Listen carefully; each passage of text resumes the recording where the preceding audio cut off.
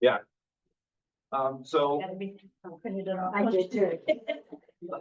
calling the meeting in order, got the roll call. Adjustments to the agenda, I'm just gonna, put a little preamble. But that's nothing. Anybody else feel that we need anything for tonight's meeting? Okay, we have the minutes from the last meeting. We have copies of minutes. No, Okay. so I messed up. Oh. I did not put in, thank you, Chris, for catching the vote for no hydro. So I didn't put it in right now yet, so Okay, if you want to skip that and either. we could do it next, we're meeting next week, so why don't we, I'd say, why don't we just table the Well, meeting? why don't we just vote again and then we could put it in this meeting? That's fine too. So, we got so the next thing is any funding source updates from anybody?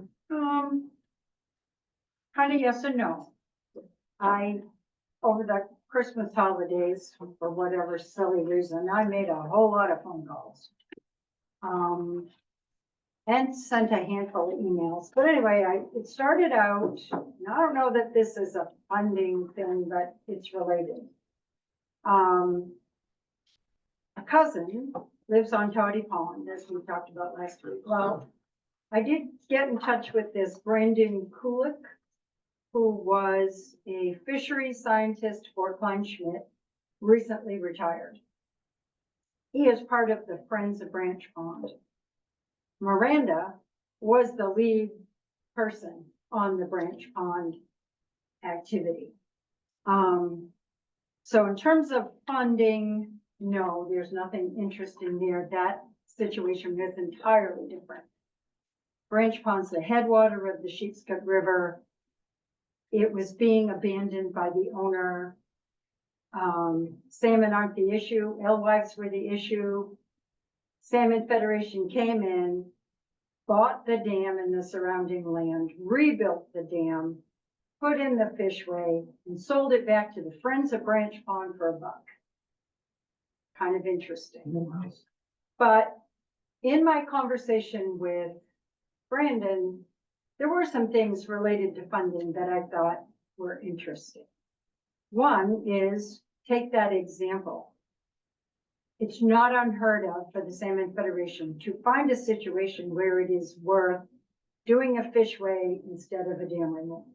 Granted, this wasn't salmon, granted, it wasn't flooding issue, all those things. The fact is, it's not unheard of for them to do that. And the other things that Brandon suggested that we do, and shame on me, I have not followed up on this. We should go to the Department of Marine Resources and get the data on water temperature below Brown's Mill, between Brown's Mill and the dam, and above the Mayo Mill Dam. They have that data. It's public. We ought to be able to get that. And that could be for us an argument for why the temperature of the water above the dam is not the issue.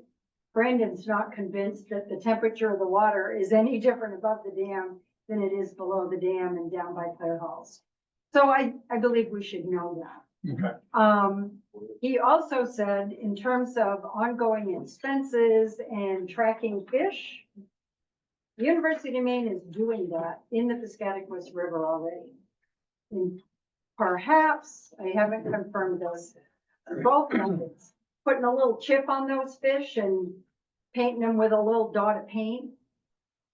But I don't think that we need to be concerned about starting from scratch in terms of monitoring fish passage. Whatever solution we come up with, we may be able to, for some small or no amount of money, piggytail on or piggyback on what the University of Maine is doing. And the other thing that he said, and I've had another conversation that sort of helped me think about this, as he said, you should not consider the Salmon Federation's position anything other than a negotiating starting point and not their final offer. And so we should not be afraid. I think last time we kind of said, you know, what leverage do we have? Well, the leverage we have is that perhaps the townspeople will be willing to fund some amount of repair. And Salmon Federation may then be willing in a negotiated settlement to come in and put in some or all money for a fish ladder. So again, for me, it was, I needed to hear an example where whatever party it was didn't completely capitulate to the Salmon Federation and everybody else. And then in terms of funding, the other things were, I talked with Patrick Bond, who is in Governor King's, Senator King's office. He was kind of his guy that does natural resources and that.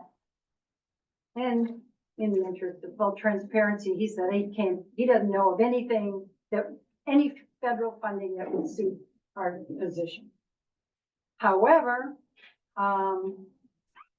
Kathy Kowaticook, I can't pronounce her name. It's a good French name. Anyway, what is it? Kelly? Oh, Kelly, that's it. Okay. From Susan Collins' office, sent actually 2 emails. The first one she sent had a whole lot of hydro funding options, and I wrote back and said, yeah, that's nice, but pretty sure we're not going there. And she came back with another whole list of things, and since then, Elsing has confirmed that we are at least registered for most of those options. Some of them, the application has to be done by the 10th of February. Yeah. Now, that doesn't mean it has to be finished though, because I also had another conversation with Miranda. Because for the branch pond thing, I just went on Facebook and put a little post that said, anybody down there want to talk to me about how you did this? And she called me because she had done it. And she said, don't worry too much about the February 10th deadline. If you are registered and you have a plan. And more so than the conversation I had when Chris and Bill and I were on the phone with her and John Burrows, I did get the impression in this conversation with her that it is not an all or nothing with them. She reiterated all the risk associated with all the other options, but she also said, come back to us when you have a plan, whatever it is. And this is her speaking as NOAA. Correct. Yeah, That is okay. right. That's, Okay. she is at NOAA. And I think that's it. Okay, thank you. Good, one. Thank you. One quick thing on funding source update. This is a new thing from the town. This is just as an example, it's nothing to do specifically with the dam. We had the Lincoln Street Bridge project was supposed to be essentially a $1.4 million job. Got all the money lined up, went forward with it. It's about to happen, and now it's 2.4 million. So because the amount of time that transpired from when we got the whole process kicked off, and the engineering costs and the construction costs have gone up. And so this is just a reminder of how things can go very quickly from one set of figures to another set of figures. And I mean, going from 1.4 to 2.4 that's a pretty big jump. Is that now pretty well vetted set of numbers, or is Yeah, that? because we're at the Okay. point where this project is ready now. Okay. So the problem is you've got years spent doing the engineering and the studies and all of that. You have to estimate how much it's gonna cost. And then you get ready to actually do it. And even if, estimates are only estimates. This is for a bridge that nobody even knows exists. Yeah. Yeah. So it's not directly related to us, Mhm. except that we are all talking about numbers and for engineering projects of this sort. And we just have to just keep in mind again that the costs are unpredictable, but probably erring on the upside. Okay, so, we move on to the committee work. The preamble that I have is, and thank you all for coming out. I'm just letting you know that that this meeting is about, this particular meeting is about getting ready for our public meeting in February. So we're not going to be discussing any specifics. That's next week. So I'm gonna remind myself, it's 14th? 14. Yeah, the 14th, Thursday. No, Tuesday. Tuesday? Because Thursday, I'm gonna be sitting on a beach in Hawaii. Tuesday. Wow. Wow. I hate to tell you. And you can't Zoom for that? It will be. a Can't morning. and won't are two different things. Yes, No. It's almost tomorrow in Okay. Hawaii, so there you go. So, You I- could, why would you? I don't think anybody will be offended if anybody in the audience says that, talking about outreach and mailings is boring and they want to go home and eat and then come to the next meeting where there will be more discussion of the actual dam specifics. Just putting that out there. You're welcome to stay. Just, I didn't want you to get bored to tears with this meeting. Okay, When was the next meeting? The 14th Next Tuesday. and, the time. Tuesday. 5 o'clock. 5:30. So it's the same time on I Tuesday. think we said that one was at 5:30. Did we change that? Somebody here.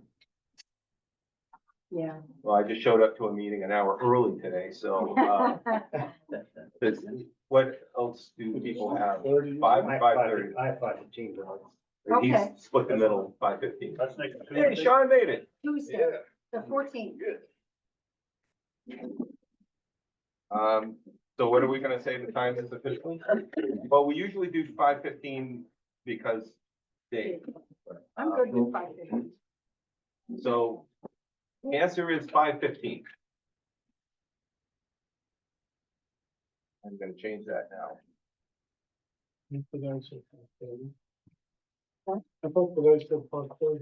Oh, no. Sorry. No, that's okay. Here. Yeah. Well, Henry, don't feel bad. I showed up an hour early for a meeting today for the same thing. Okay, Wait, I guess I need to back all the way up to maybe adjustments to the agenda, but maybe not. I guess I misunderstood.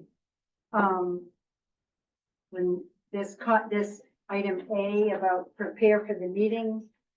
One of the things Chris talked about at the last meeting was that we should all prepare, think about what we think the high and low estimate is and some of those issues. Is that, we're not talking about that tonight, we're talking about that next Yeah, week? we need to. Tonight, we need to come up with a number. That's part of our preparation. Okay, so that's part of this. so, Yeah. okay. But how deep into the weeds do we want to get tonight and take away from, That's, ooh, that's fine. asking a lot of us. We just want one number. That's it. Yep, we need to. One other separate, there's motions that I put forward, we agreed upon going to the select board. Any progress on that? We haven't had the select board right now, so, but, Okay. I'll thank you, I'll circle around with Alcina and make sure that those should be on our agenda for the next meeting. I mean, I You got, ready? anyway, I was just gonna say, I mean, we have 2 meetings and then we're standing in front of, I hope, a whole lot of people. Yes. And I can tell you that right now, I don't have one idea of what I'd say, except we're probably not doing hydro unless some, That's what, night on a white horse comes in. that's what, Everything else is not. Yeah, we're not making any firm decisions. This is Okay. more to just get everybody informed about where we're at. Okay, okay. Ready? Yes, Okay. Bill and I did a whole bunch of work thinking about this. So hopefully we can get through this and with modifications. All right. yeah, Okay, so, Starting with, we put together what we believe might be the agenda for us to cover on our February 4th meeting. Okay.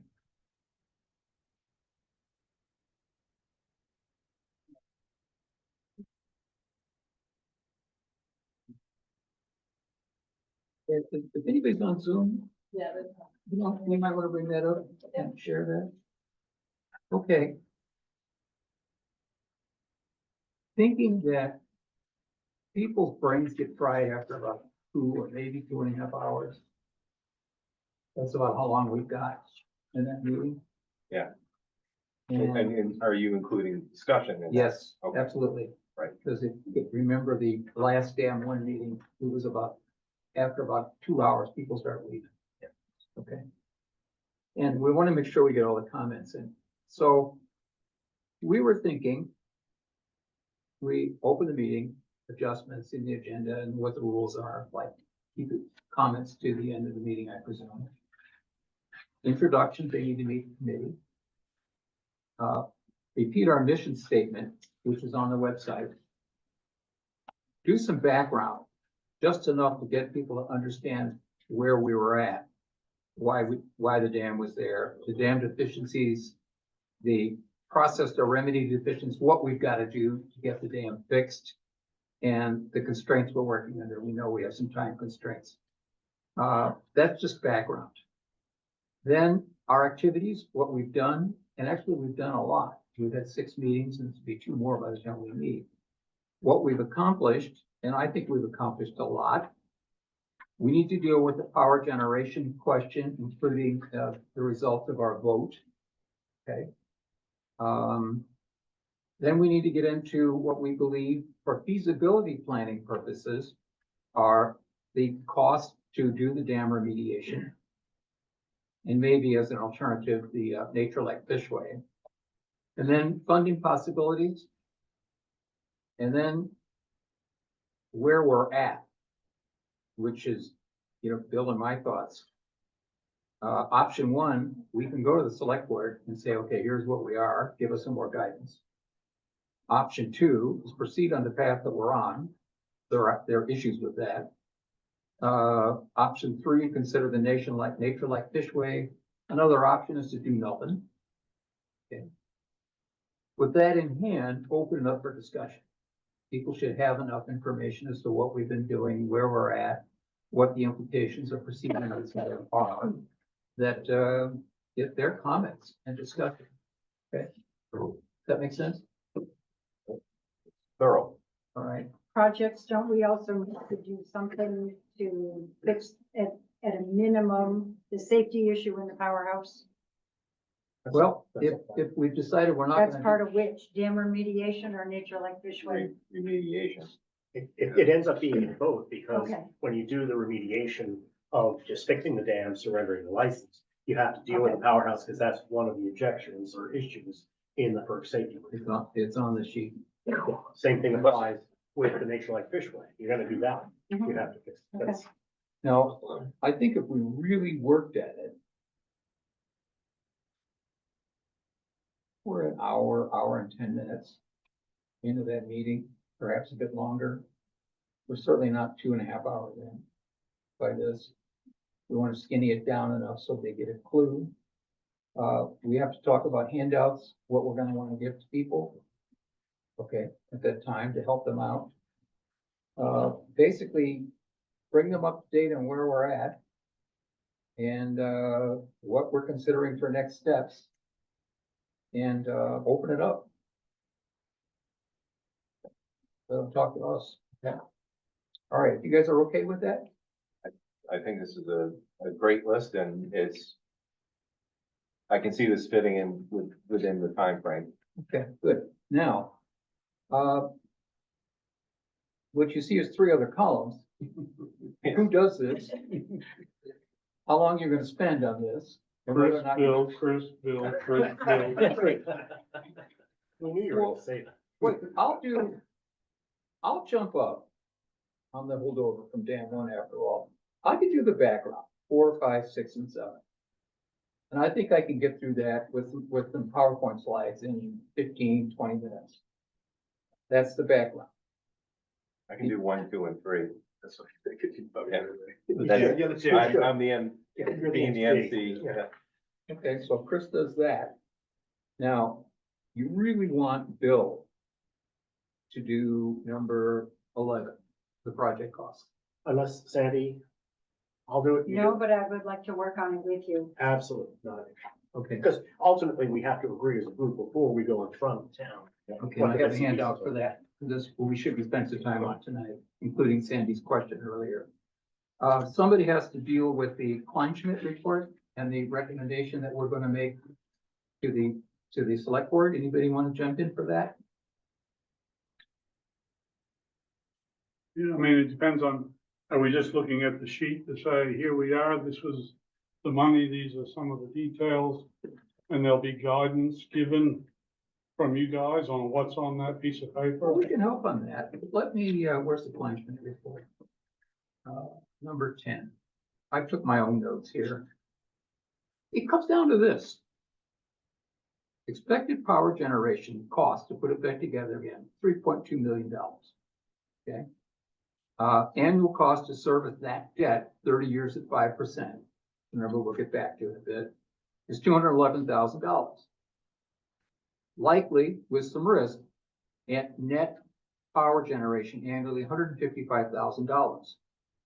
So it's going to cost us $56,000 per year for 30 years to have power return. Do we want to do this? This is what we did the last time, and we said that doesn't make sense. And that's assuming we can get a transfer price of $1,330 a megawatt, 13. Which we couldn't, as it turned out, but that's a detail. And if it doesn't turn out that we can get that and it's $40, $50, which is the internal price for the ISO New England wholesale price, then obviously gets. So I think basically just tell people what those numbers are. Yeah. And at the end of it, I mean, it's what we did last week. And say this is, so we do plan, this is one recommendation I think that we have in mind right Yeah, now. To the this- plan, to the select board. It is the only one that we That's formally correct. voted on. We don't think this makes sense. So anybody want to step up and do that? Well, I would say yes, as long as when we get closer, I feel like I'm prepared for it. Do you want me to do this? Do you want me to put together a Yeah, presentation? absolutely. And Yeah. then Chris, I'll work be on with- it. Sandy, we'll send it around, and then Absolutely. from there, it'll be like Need to 5 meet pages, with 6 you pages, guys. and then we can have notes on the bottom and this and that. You know, I can take care of that because I know. But did you just say 5 or 6 pages? Yeah, because I'm not, because when I do Yeah, it, I don't put 8-point type where you have 32 lines. yeah. You're talking 24-point type, 8 lines Yeah, maximum. Well, I think you can get through this in 5 minutes. one slide. Yeah, and. You and- can, but you need to set the stage for it because people don't want. You guys work it out. I'll work. Emery, you're on, okay? And Bill? just to be clear, Emery, we're gonna hold all the questions to the end, Yes, so we can go through and then when we get to the end, if people have questions, If- all of us can answer. yeah, no, You're not on the hot seat for that. Okay, funding possibility, Sandy, that's you, right? There are not many, but yeah. Okay, well, we'll talk about it. That's actually an important point I know. to the state. And accomplishments to date. Well, let me go through my notes, and I'll tell you what I think we've done to date, okay? Where are we here? Number 9. 1, we think we have an understanding of the deficiencies that need to be corrected. There's a pile of them. Okay, that was done, that was covered in number 5 above. Number 2, we think we have an understanding of what it would cost to service the debt. Okay. I'm sorry. We think we understand what needs to happen in order to correct these deficiencies. Half. Okay. And, we think we've reviewed and proposed resolution for the high power generation question. Great. We agreed for feasibility purposes of potential costs, and we haven't gotten to the question of a minimum. We'll do that tonight. Okay. And we've done some initial work on potential outside funding for this project. So that's 5 accomplishments. that I think are significant. And I think it shows that we have really, we've earned our money, as it were. Okay, going towards that 2 million. Those are our accomplishments, what we've done to date, and what we have left to do. Somebody want to take that one on? I'll do it. Give me a Eleanor, list, I'll tell them. okay, My brain starts shutting down at 5 o'clock, so a simple one's good for me. all right. And then we just need to say, okay, this is where we're at. One of our choices, probably we'll rearrange these. If we proceed, we're gonna start spending significant amounts of money this year, now, okay? With surrendering the license, removing the hydro, fixing the dam, getting our permits and et cetera. That's one thing. Another thing is to go back to the select board, put it to them. Now, I suspect that some of the answer, some of the approach for us as to what to do will come from the comments and discussion that will follow. Okay? People are gonna stand up and say, you really, really, really need to rethink the power generation. It's not as bad as you think, but whatever, I don't know. But whatever it is, we're gonna listen, I think, okay? So hopefully something else will come up, but this is something to think about, all right? So I think basically to kick off the discussion portion is I'd like to think about what we think are our choices for what we're gonna do from here on. Okay? I think we can get through this in an hour and a half at most. Okay? If we're careful and not get into extended discussions of background. Why are you looking at me, Chris? Sandy knows why I'm looking at you, but, experience, not just kidding. We can do this. Now, next week, at our next meeting, we should all come to be prepared to do a run through of what we're gonna be doing. So that we can time ourselves and we can know what we're gonna need for audio visuals, if that, okay? Given this list, this gets into the setup of the room where we have microphones, that sort of thing. That should fall out of this. Okay, are we okay so far? Does this all get put together by one person in a slide deck that's got some town of Dover-Foxcroft background? I mean, And consistency. it absolutely, I mean, you can't have a change in style or tone from one slide to the next. The font's got to be the same, the header on the slide's got to be the same. I mean, it can't look like 9 people threw a bunch of slides together and Oh, it's only do that. seven. Well, I can work with Alcina if people want, once we get the text. And Alcina can have something that's pretty standard, and then I'm a pretty good cartoonist. We Yes, can you put it are. all together. Well, a whole other discussion main point for tonight is what do we hand out? What should they get when they walk in, if anything? What should they leave with, et cetera? I don't know at this point. Assuming that we're looking for a PowerPoint deck or something like that. But I think I'd like to test that next week. Yeah, I don't think we should personally, I don't think we should hand out anything. We should obviously make it available on the website. But for a presentation like this, I've seen people start reading through and they're not listening to the person that's speaking, and then they jump ahead to something that they don't understand yet because it hasn't been explained. And I think because we're planning on having a discussion with people, it's just best to have us present and then make sure that they have all of the materials afterwards, that they can go back and double check numbers that they heard. Agreed.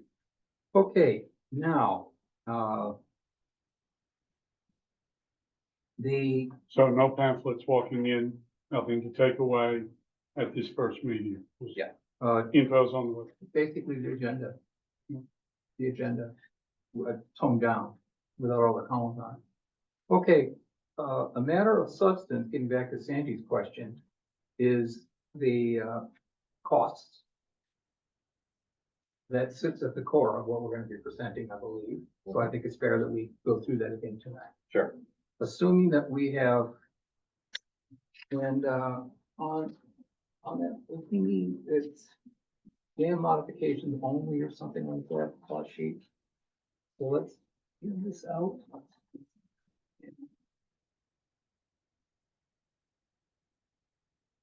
Okay,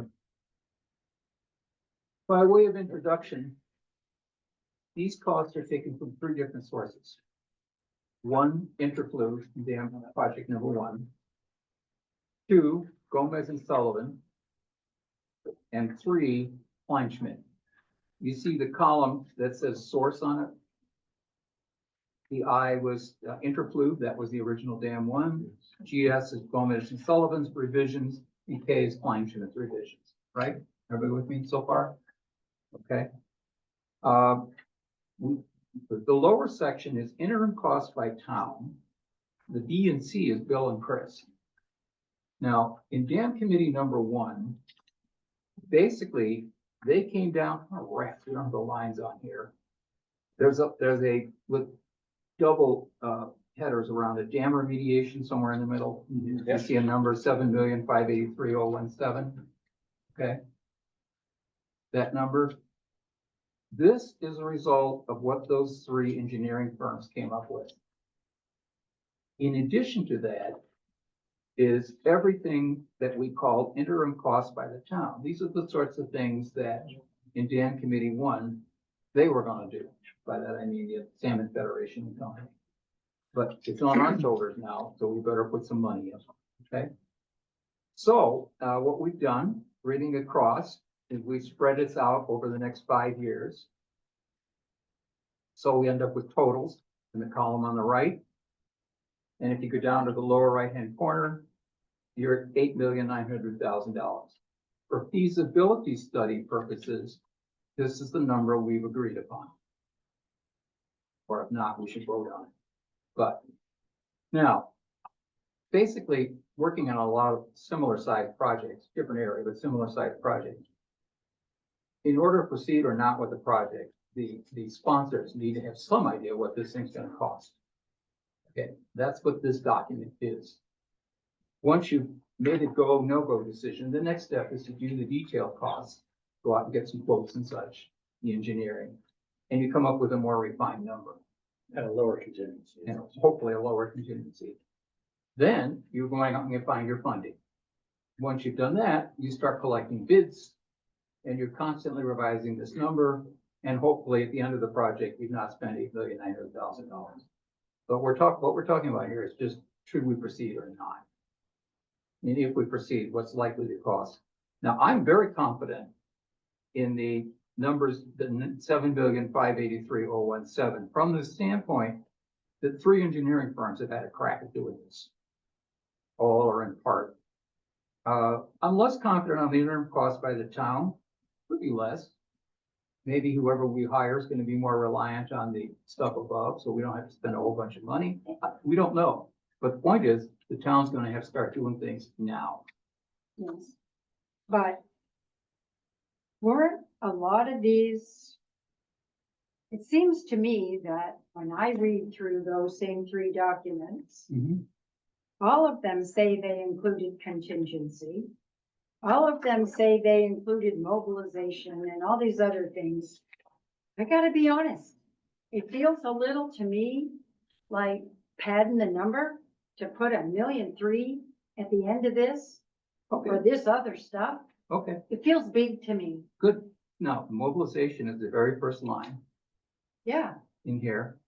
And contingency, near the middle, there's a contingency of 30%. yeah. $1.4 million, right?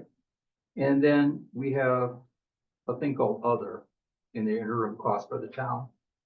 But this is, we're exactly to your question, okay? This is, according to Bill and me at least, this is for feasibility purposes, let's say an outside high number.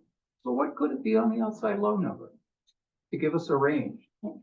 And are we in that meeting going to tell people what we think both the high and the low is? I think so. I think we should. I believe we should.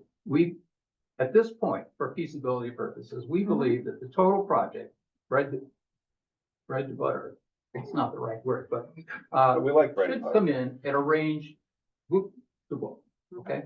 Turnkey. You Turnkey. know, unfortunately, I believe that number's gonna be that range is gonna be pretty broad. Yeah. And that is gonna be a little tricky to navigate. because I have to tell you, I'm worried. I'm concerned about two things. One, I don't think we can go out there and tell people we're gonna do this for $3.5 million. And then it comes in at 10. But I also don't think we can go to that meeting and be perceived as trying to use scare tactics, which honestly, the last time around, that is how things were perceived. I think this is a pretty small needle to thread in the numbers that we put out there.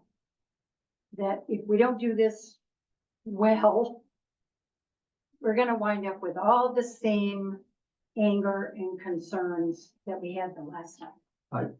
I think if we did it perfectly, we will still have a significant segment of Yes. people with the same anger and concern. That said, what I think we should work for tonight, at least between ourselves, because we have a pretty good mix of no and yes votes here.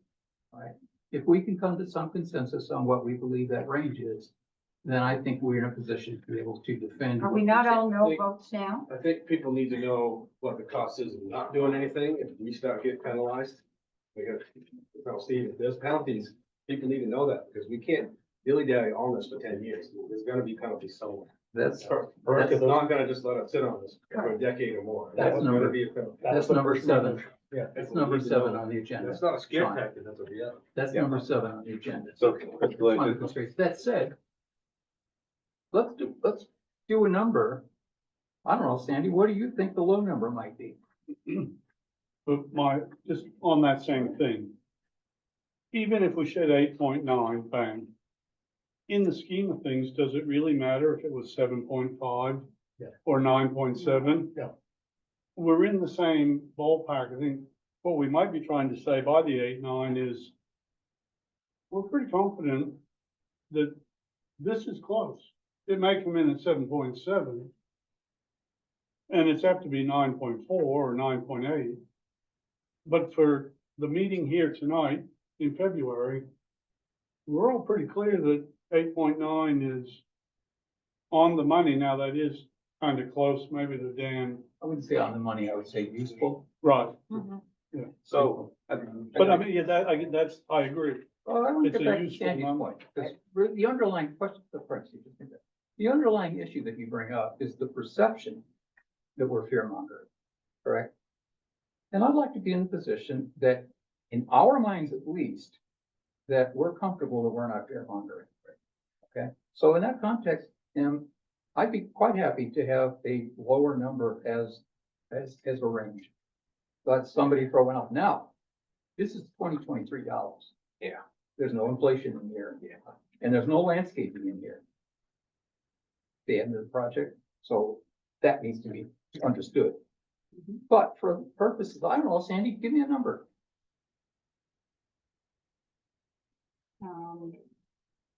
I don't know. I did the same thing you did. I took all those reports, every option, including the L1, which is just lower the height of that dam by 5 feet, but still keep it. And I would say not including the fishway.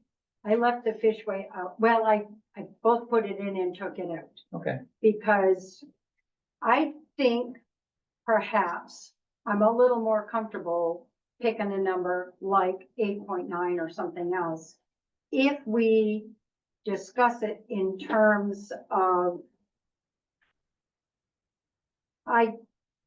this is my own opinion, I think the town is likely gonna have to pay to fix the dam and do whatever we have to do to the powerhouse. And do the submissions to FERC, and we're gonna have to do that. And I think those things, forgetting the fishway part of it, are probably between 5 and 7.5 million. And then I think there's another 1 to 2 for the fishway, but I think that we should not. I think we should have some optimism that we would get some or all of that money from organizations that care about fish. okay, I so, mean, because let me ask you a question, and I'm looking. Does FERC care about the fish or does FERC only care about the dam? That's an important point. FERC cares about being able to take the dam off of their books. And when they take it off of their books, it has to be safe and an acceptable condition. And it has to meet all the requirements of any intervener that will come up to discuss that when the license is surrendered. But we don't have a license. Yes, we do. We have an exemption. We have a- Well, It's an exemption. The exemption is to, and Jack, you can correct me, the exemption is to have to relicense every 30 or 50 years. We still have a license from FERC. We're under FERC, the important thing is we're under FERC jurisdiction right now. However you wanna Yes, think about the. I agree with that. So we're surrendering that, and what it is, for understandable reasons, they won't let us out of our current Okay, arrangement unless, if they know that we're gonna, if we don't have a plan to fix the dam, fix fish, water quality, any and all of the things that the stakeholders would expect. And you have people number- everywhere from the tribes. We listed 10 or 15 people. Plus you have individuals that can intervene in the process and put forward comments and commentary. FERC will then look at all of that information. They can easily just say, we don't care about the fish. We don't care about. Generally, they do care about that. And they will be listening to those interveners. Number 6 on the agenda, under constraints, or number 7, I'm sorry, is the FERC and others, you notice? Yeah. Background. mhm. We listed earlier about a dozen state and Yeah. federal agencies that are going to be involved and they'll sign off with FERC before FERC approves this. So, yeah, we have to care about them. We'll Okay. have to care. Now, I gave you guys another one with just column numbers and line numbers to make it easier to find stuff. It's the same thing. Okay, now, Because I did have to say one thing before we move on from the topic of the scare tactic thing.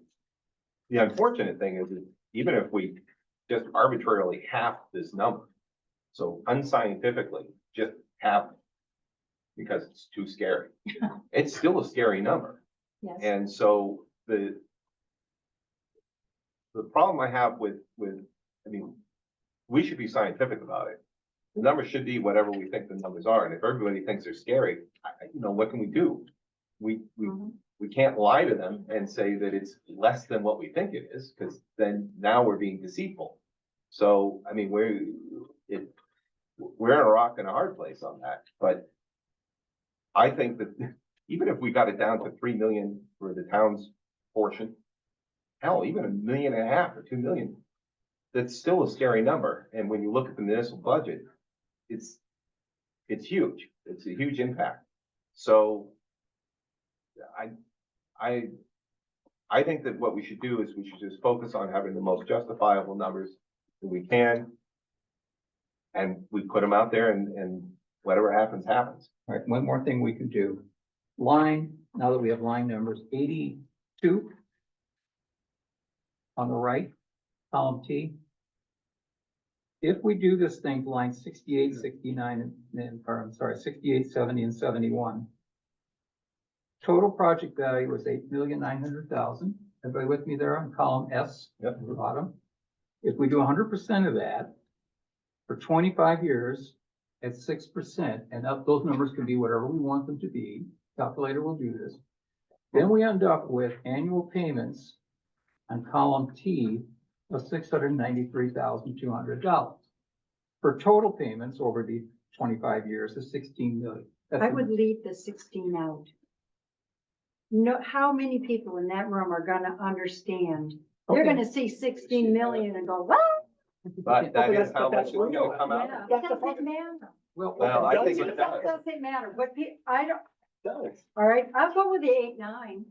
I'll even go with the 8-9 with the caveat that we do not think there's many opportunities for funding for probably 5 million of that, maybe more.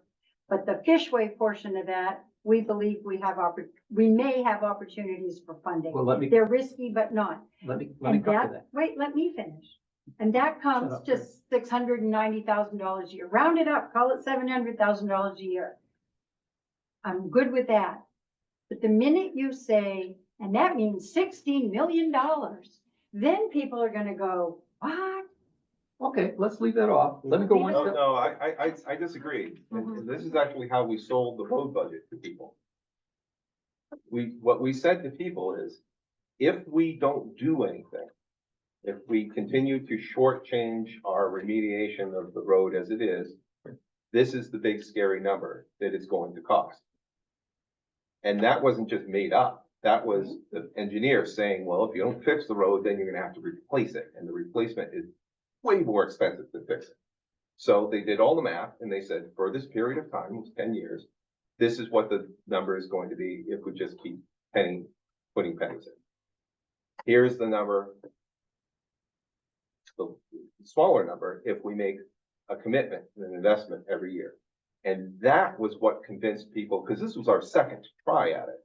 What convinced people, I believe, more than anything else, was they looked at the penny wise, pound foolish thing, where they say, well, if we can keep shortchanging this every year, but in the end, I'm gonna be paying more in taxes. It was the amount over 10 years that people were concerned about.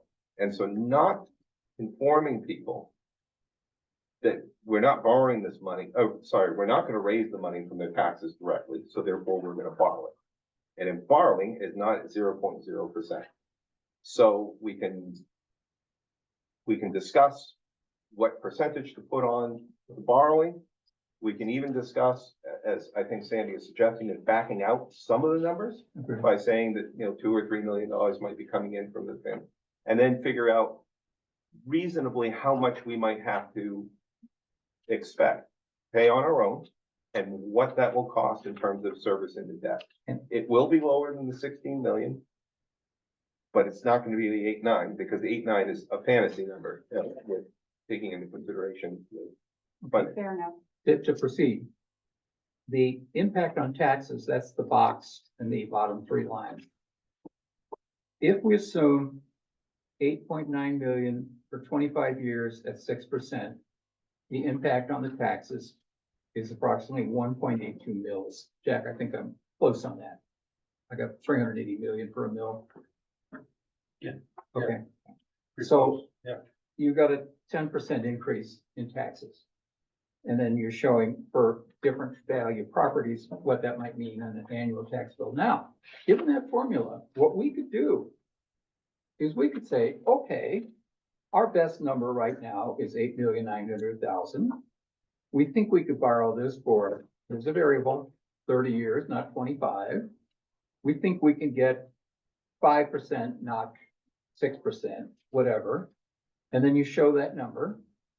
Then you say, okay, that's if we pay for everything. Now, we think, and Sandy, this is where your part comes in, okay? We think that we could get external funding sources for 2 million, 3 million, pick a number. And then you have the same thing all over again. What are our payments then? And what's the impact on the taxes?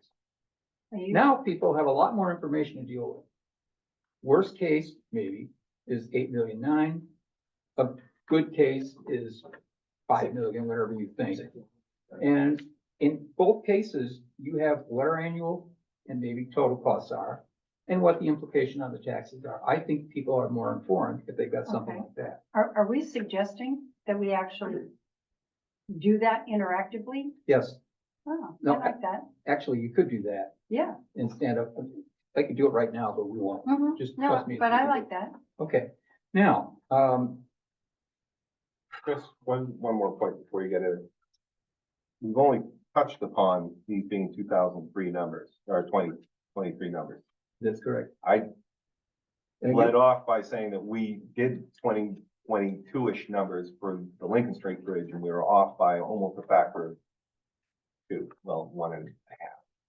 So the 8.9, I think is using the numbers that they gave us is correct. But to think that if those numbers were 100% accurate, they're still gonna be for 2023. They're gonna be low for 2026, 7. yeah, how about looking at column R, Yeah. looking at column R. All the numbers from column N through column R have been paid. And so you're really thinking about your final bonding in 2029. you might want to calculate for inflation between now and then, some number. So you're paying it off in 2029. Well, no, it's more like the construction costs are going to start out being higher. Because Mhm. 2023 numbers, I think we've got enough evidence to know that those are low. That's column P. So we maybe should peg them at 2027 expectations. Yes. And Sure. unfortunately, that 8.9 number is going to be significantly larger. And Right. I don't know what the variable is. Well, I'm trusting the new administration to kill inflation, and we're gonna be at approximately 1%. And we could use that. So we add another variable to this little column, the gray stuff on the right, which is the inflation rate. I don't know, Bill, give me a number. 3. I'd actually go 4, but 3 works. 3. There we go. So People we see can build that CPI into the as formula. So in terms of touching the numbers, and we've talked about this before, I think we should mention the solid numbers that we have that were based on the reports in 2023 dollars, be clear. And then that's stated. Then we have worst case, best case. Our calculations at the bottom will reflect. Right, the worst case, best case brackets that. The worst case is going to be that the construction costs are significantly higher. I think that's actually the expected case. And then the lower case should be based on whatever we think the realistic 2027 construction costs are gonna be. Fine. And come down from Okay. that. We can do that. The formula, this is all Bill's work incidentally. Brilliant stuff. Got a really good question. Yes. But with the external grant funding, if there is any, there's usually a match. Is that calculated into this at all, in contingency or anything like that? No, I don't think we need to. Usually the match, or very often the match is, well, how much else are we putting in? We're expecting that we're gonna be putting in a lot of money. So I'm thinking most of the federal grants are, if you're contributing directly to, Right. if you're contributing directly to the project, that counts as your match. I don't think we're gonna have to come up with anything extra because our portion of this is likely to be so large. so the, Instead of being you get $1, we put up $1 and they give you $5, it's gonna be, we're putting up $2 or $3 or $5 and they might give us $1 or $2. Yep. Or we might find external sources for a fishway for the equivalent of a third, a half, a quarter of the total. Yeah, unless, and I'll say that you know more about any of this than all of us combined.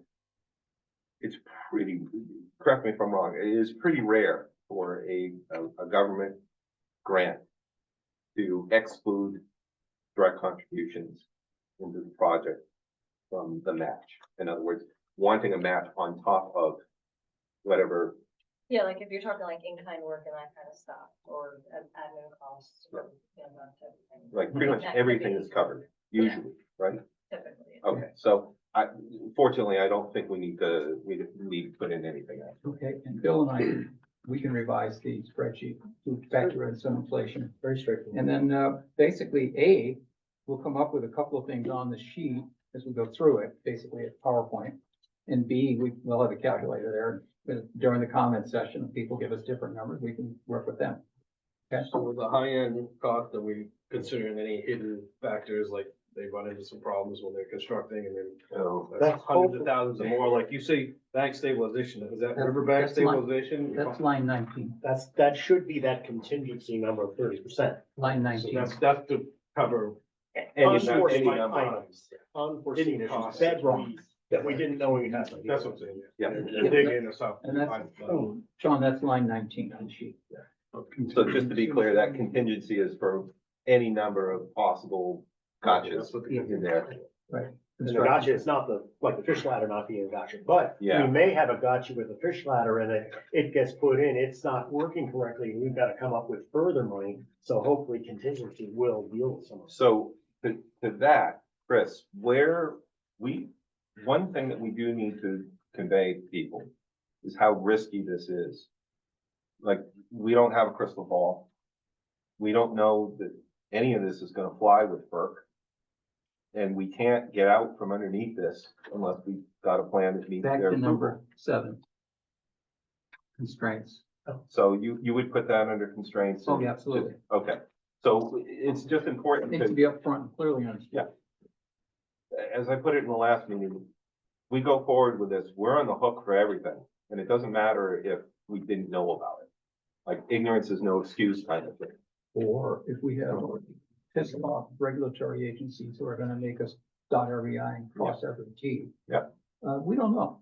We don't know. The risk is entirely on us. Right. And the message I want to get to people is that the risk is mostly in terms of dollars rather than anybody going to jail or anything. That's correct. And that we don't have any control. If the government says this is what it's got to be, that's what it's got to be, and we're going to have to come up with, if it means coming up with more money, then we're on the hook for it. We can't say, well, the taxpayers can't say, we didn't know about this, we're not going to do it. We're on the hook for it. Correct. Okay, so, and I hope that when we come up with this number, 8,000,009, that kind of number, that in our own heads, that we're factoring in some of that risk. Basically, wherever we think we can cut, we know we're gonna add it back by inflation and and we don't know what that amount is, or when it's gonna be. We don't know how much the regulatory hurdles are gonna be. They'll be significant, but we hope we've got that factored in. Certainly, the interim cost for the town, line 38. Now, line 30, the dam remediation. Line 30, that's 7,583,000. That was the number that came out of, essentially out of Dam 1 plus the Gomez and Sullivan's and Kleinschmidt changes. Okay, Oh, no. Gomez and Sullivan work was used by Interfluke to be able to create spreadsheet M1A, N7A, N8A, and this. So Gomez and Sullivan stuff was used and that was incorporated in those spreadsheets at the end of Dam 1. all three of those engineering firms are in there. They're all involved. So you take the number on line 30, okay? That's what Dam 1 committee was talking about, just for construction, okay? In addition to that, we knew that the Salmon Federation and NOAA and the Nature Conservancy were gonna take care of what we now call the interim cost by the town. I once heard a number of several $100,000 worth of their time and effort to get through this. Because they've done it before. They've done it before. Well, they're not there now. We're doing it. So that's why we have line 38, the interim cost, which will have to start running immediately if we proceed with the project like we are, incidentally. They could be a lot less. But my suspicion is that they're not gonna be much, if any. And even if they were half that, $750,000 Doesn't make a big lot of difference. doesn't make a big shift in the bottom line. But there's something there. Okay, Jack's got some numbers. I just, my take on where certain costs fall over time.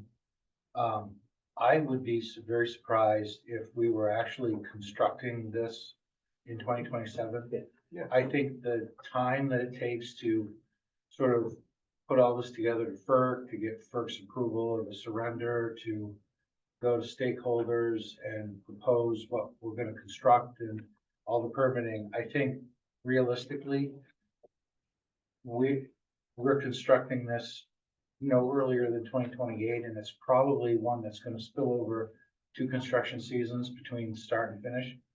So you're probably looking at the construction of it being 28, 29, best case scenario. That's just my take on how involved it is to bring this to deliver this for construction, which I think means that there's probably less of the interim costs that are gonna hit in 2025. It's probably gonna be spread out more. I'm not saying 1.32 million is wrong, but I think that that's probably spread out more, so it's probably less in 2025, much more in 2026, and much more in 2027. If you're looking at sort of how it lapses in terms of playing out.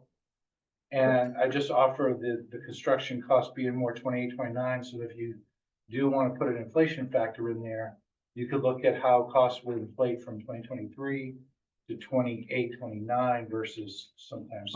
Which is a 20% increase in what we have right now, compounded. Okay. And before, just a quick, when was it the Lincoln Street Bridge? When we engaged, actually started doing the planning work on that? So that was like 2021, when we first started looking at it. We looked at it in terms of kind of scoping it out. We got a SEDS grant in I think it was 2021, to start the preliminary engineering, or that could have been actually applied for and awarded in 2022. I gotta Yeah, have to that's go back. 2022. It was applied for in 2021, but you gotta wait for the whole federal budget Right. cycle, so it was awarded in 2022. So for one, the point is, for one little bridge in one little town, without any of the complications of the dam, federal regulations, all that, and all stakeholders getting in, we're still talking 3 to 4 years. Yeah, and to kind of draw a parallel, there's a big difference between conceptual design and a preliminary budget number and a final design and an actual bid number. And the two things are, you have a concept and you're trying to price that versus you have details where you've got field work, you've got engineering, you've got, all of the data out of the field that's going into the bid spec. And then so you have much more data to base your budget on. And then you have those number of years between your initial and your final, putting it out to bid to affect that number. So what ended up happening was, when we're applying for grant funds, in the case of Lincoln Street Bridge, we're applying for grant funds.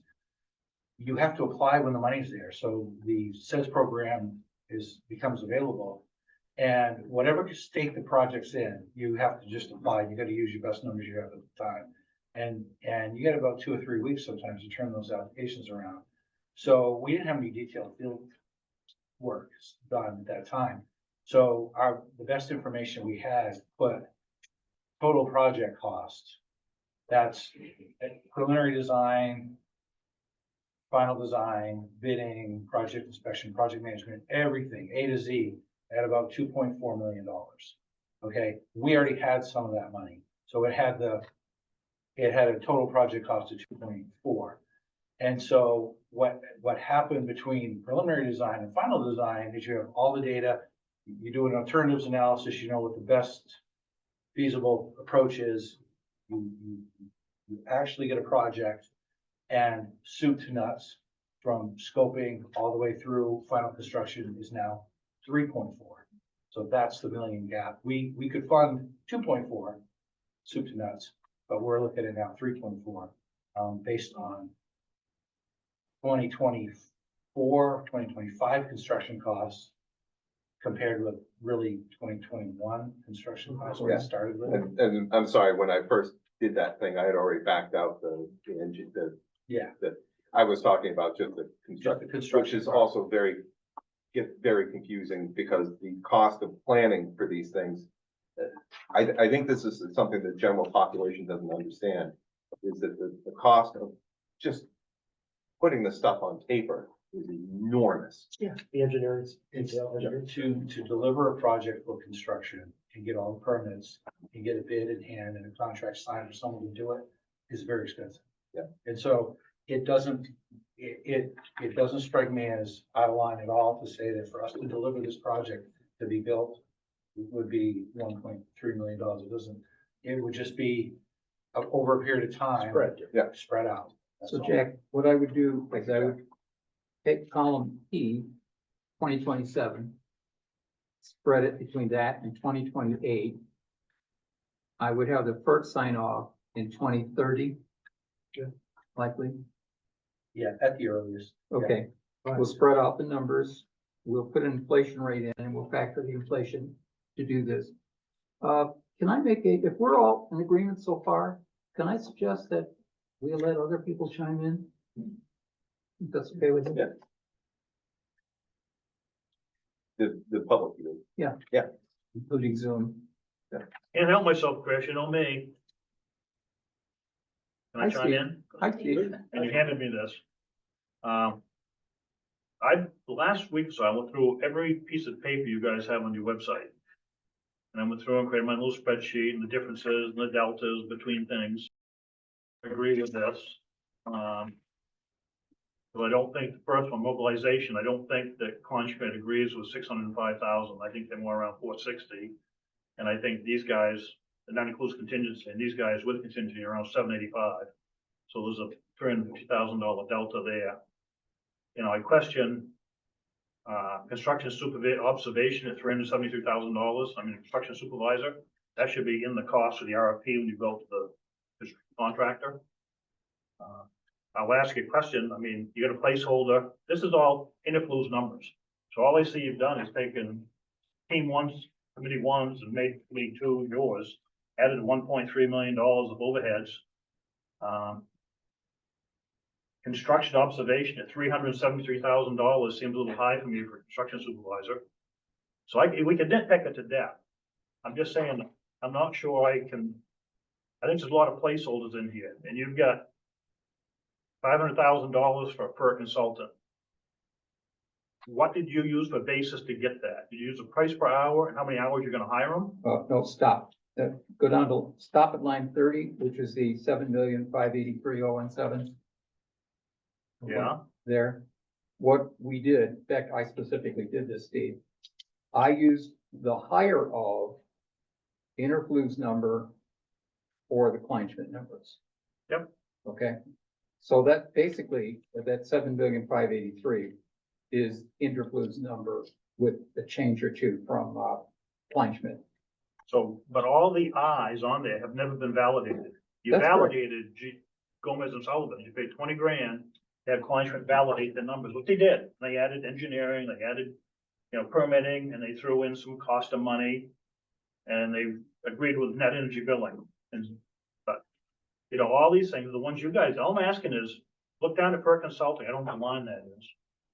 But what is your basis? Was it, so, you know, $350 an hour times so many hours? Or did you $200 an just hour. throw it in there? $200 an hour for 2,500 hours over the course of 5 years. That's 500 hours a year. And Kleinschmidt charges $300 for their top level people. This is the Yeah. mid-level person in Kleinschmidt.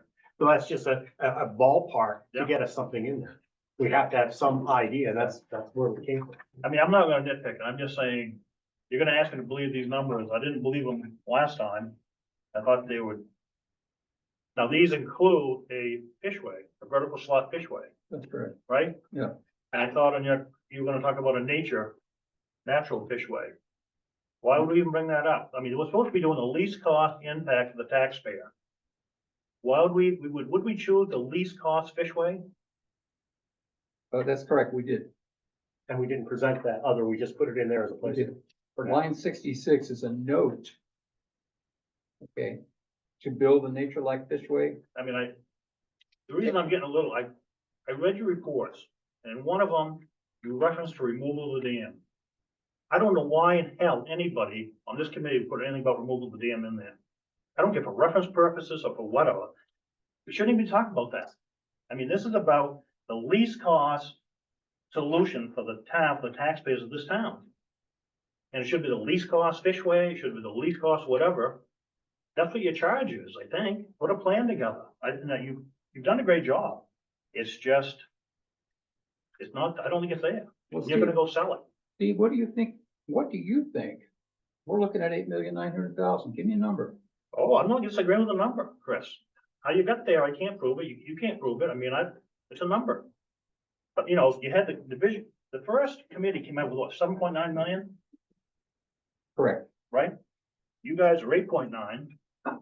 And you see how we If got it. that's least cost, you've done your job. If that's the least cost for the taxpayer, you've done your job. I mean, if you can confirm all those numbers, this is good. The way you end up confirming the numbers is to reference Jack's statement. We have to go out and do a detailed engineering study of what is required to accomplish these items, line items that are listed here. These are first estimates from the three sources that we have available. So that's it. Now, are we willing to go out and spend $500,000, $1 million to be able to do that? If we are, then we can give you, I think, the type of number you're looking for. Yeah. And then we would I have to don't ask know, the has people anybody, for money. has Yeah, they that's talked, a million you bucks. guys have talked to FERC, obviously, and found out what their bottom line is. I mean, I think Sandy's right, this is gonna come down to negotiations.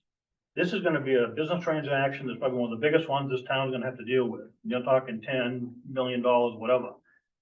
In your paperwork on the website, you've gone anywhere from 2.5 to 8.5 to 8.9, 13 million, 21 million with landscaping. So I don't understand why all these numbers are popping up when we're looking at least costs for the I don't. taxpayer. I think my personal No, it's in opinion is people are gonna see the numbers and they're not gonna like what they're gonna see here.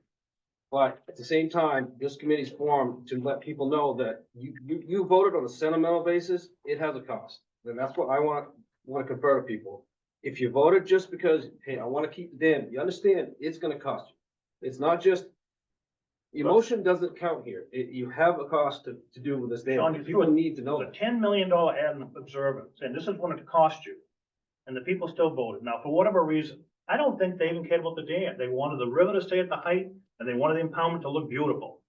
And the dam is part of what causes that to happen, It's the only thing that There's a doesn't cost happen. one way or the other. you know? And it costs money. And we It can't keep does, doing and this I for look 10 at years. safety of it, because I remember the fire chief saying, hey, you get 2 dry hydrants that needs the impoundment to suck the water out in the event of a fire at downtown Dover. You know, and that's what he said. So that's why I thought, well, geez, I guess we need the impoundment, because it's safety. Downtown Dover needs to be preserved. If the voters need to be scared into a decision, because FERC is gonna say, we're not gonna wait 10 years for this. One way or the other, we either have to figure out as a town, we're gonna spend the money or we're gonna remove it. And the people, if they're gonna get scared about it, well, the problem is we have a deadline. Yeah. And if we don't do that, we're gonna pay a lot of money. Yeah, and even if we didn't have the deadline, the longer we put this off, the more I don't expensive. like it as a it's voter, gonna- but I'd rather see the scary part, be like, all right, if it's gonna cost too much to fix it, get rid of it. So Yes, maybe the I'm dam not was gonna- right. I'm not gonna sit and argue with you guys, because I don't have anything to offer to come, all I want, maybe just one more minute, no, that's all, Jake. You know, it's just, as I read these reports, I watch the paperwork and the numbers come out and all like this, it looks like we're posturing to remove the dam. No, That's no, the no. part. Not at No, all. Let me ask, not at all. you want me to believe in your numbers, let me ask you guys. Who on that committee believes the dam should be removed? That believe that the only solution, if everybody wants to pay the money, No, I'm just asking you guys. If you want me to believe us, I wanna know that. Down with you guys are, who believes that the dam should be I removed? don't think the voters are gonna vote for this money. They put up a fit for a $300,000 ambulance. But I want this committee to push the numbers out there and say, hey, this is what it's going to cost. Your You wanna answer my question? motion doesn't count in this. Steve, I wanna know answer- you want the wanna answer dam, that I know question. you want the river, but we have to pay something to deal with this dam issue. Steve, I want to answer your question, because I think it's a very fair question. As you know, I sat on dam committee I one, know. I voted to take the dam out. Okay? When we were organizing way back in August and September, we had that discussion that maybe one of the outcomes was going to be that we were going to recommend taking the dam out. Now, who was it who stood up and said, no, we're not going to make that recommendation? It was me. Who said, our mission is to come up with a plan to save the dam. And I have, in absolutely good faith, kept to that very same premise. Now, what does it take to keep the dam? What's the least cost Cost. that we're impact likely on to the encounter? taxpayer to keep That's the dam. absolutely been in my mind. Yeah. Okay, so the fact that I might have been a yes vote last year is irrelevant. Yes, no, maybe. It comes down to what's it gonna take to take that dam out. Now, one more time. I put these numbers together, on the top, and that's consisting of strictly taking the numbers from the 3 engineering firms. Not 1, not 2, but 3. That's it. I didn't look behind them. I didn't look the back of them. We didn't question them. And I didn't think that there was anything less that we could do. I think it would be unfair of us to come to the town and say that we think that these could be lower. Maybe. But that's 1. 2, Bill and I worked up the interim costs.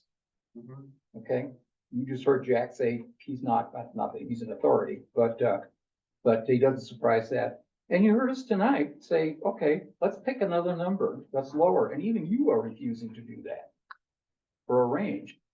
I'd happily I welcome. can't move the numbers. I didn't create the numbers. I haven't done any research on the numbers. Then why, Free then engineering what for- basis do you have to doubt them? If you have a reason to doubt them, then you should have an Because these alternative haven't been number. validated. You validated, you went and you But how are paid we supposed to $20,000 validate? punishment, huh? How, the issue is, we've validated numbers to the extent that we can validate all of these numbers. It Okay. doesn't matter, even though Kleinschmidt, we don't know until it goes out to bid. In addition, excuse me, interrupt, Yeah. Kleinschmidt did not come back with a turnkey operation. Right. We're trying to come back with a turnkey, so to speak. But we don't, there's nothing else out there that we've missed unless, and hopefully it'll be caught by the contingency. So we've tried to be able to come back realistically and say, what is it gonna be based on? Decent first cut numbers. Kleinschmidt uses the formula for looking at this. They have past experience, as did Gomez and Sullivan, Oh, yeah. as did Interfloop, and they put those in as the The conceptual. evaluation of this, I mean, you basically took page 185 out of the all terms report. That's where you got all your numbers. Correct. Right. We didn't make them up, yeah. So Steve, here's the other thing to think about. We've got a small culvert bridge that nobody even knows about, and it's $3.4 million. Do you think the dam with the fishway and all of that to repair, remediate, and everything would be less than the cost of a culvert bridge? What, engineering, construction?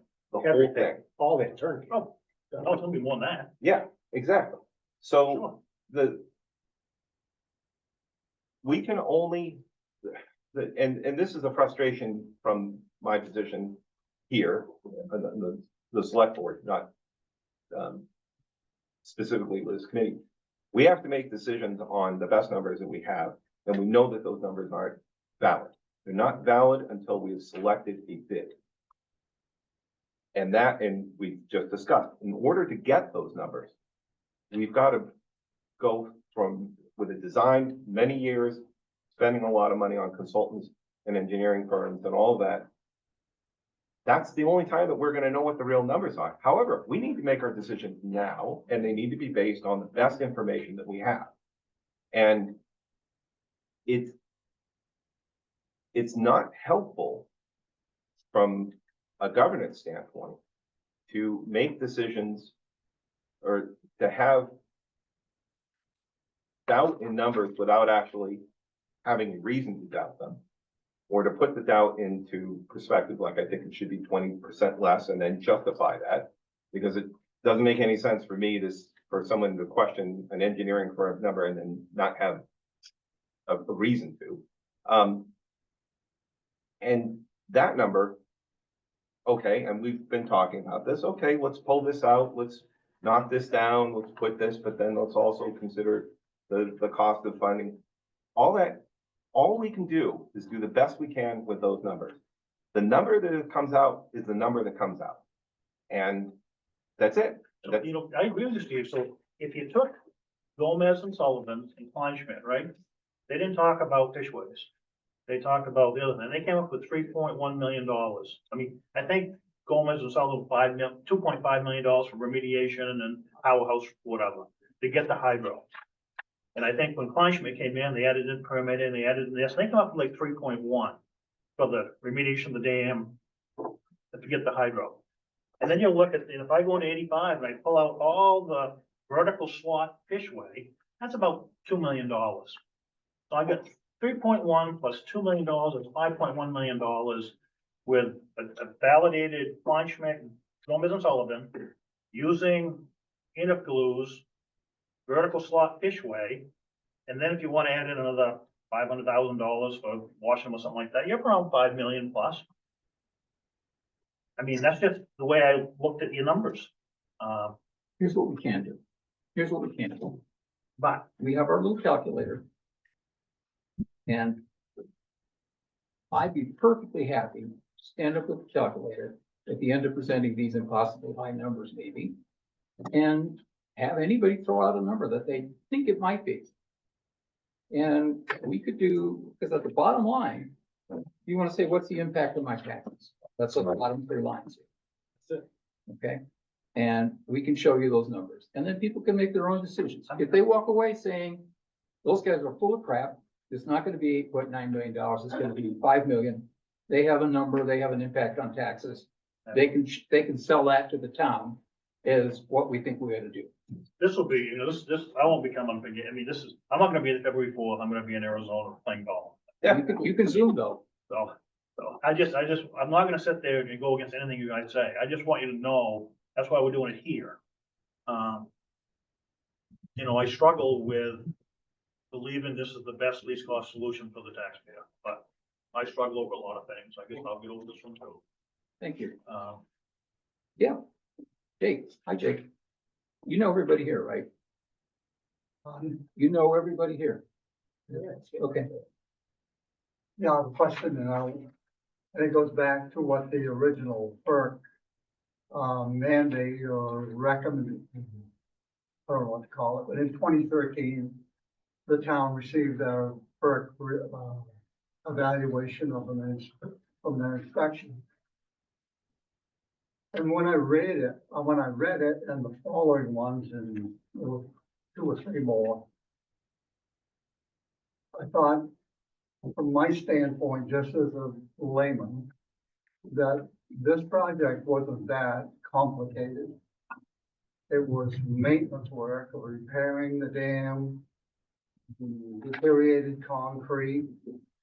I forget some of the others, the powerhouse, repair the powerhouse roof, things like that. And I thought, you know, even a couple of $1 million from my perspective of being in construction and digging a lot of holes and filling them in, I'd take that job on. But now, when I read this and I see all of these, other contingencies that are thrown in there, I'm wondering what we are really trying to come up with for cost. What is it we're truly, what are we mandated to repair and fix? Can I jump in It real was quick? nothing, I didn't read anything in it, and maybe Mr. Cokie can help me here. I can bring that, those reports with me, but I didn't see anything complicated there about what we're gonna have to do. When I start seeing, new fishways, new spillways, all of that, there was no mention of that. It was concrete repair for the most part. And I'm wondering how we got from there to, we went all the way to walkways across the river and all that craziness. And, but we still come back with a lot of stuff in here that I have no understanding of. Take a slightly different perspective on it, in that what we have, and that's what Jack talked about in the first meetings here, and has been all along. FERC has basically come to the town repeatedly over the last 20 years. Since 2008. Yeah. Since 2008, saying, you have a hydroelectric project here, we're required, and we have the superseding authority to regulate and be the responsible authority for this. FERC came back and basically said, are you going to keep generating electricity here or not?